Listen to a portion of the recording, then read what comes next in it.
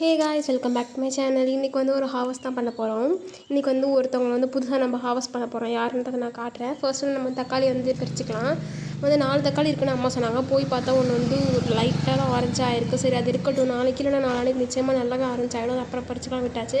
பாருங்கள், நேச்சுரலாக நம்ம வந்து வளர்க்குறோம் அப்படின்னா இதெல்லாம் இருக்க தான் செய்யும். எறும்பு, அந்த வெள்ளைக்கல்ல பூச்சிலாம் இருக்க தான் செய்யும். அதனால் நம்ம வந்து பார்த்துக்கலாம். ஒரு தக்காளி கூட இதில் அடிபட்டிருக்கும், பரவாயில்ல, அதெல்லாம் ஒன்றும் பிரச்சனை கிடையாது. நம்ம வந்து மருந்தடிக்காமல் செய்யணும். இன்னொரு தக்காளி சொன்னாலே அது வந்து இது தான். இன்றைக்கி வந்து புதுசாக நம்ம ஹார்வெஸ்ட் பண்ண போகிறது யாருன்னு பார்க்குறீங்களா? இங்கே பாருங்கள், இவங்க தான். பச்சை மிளகா.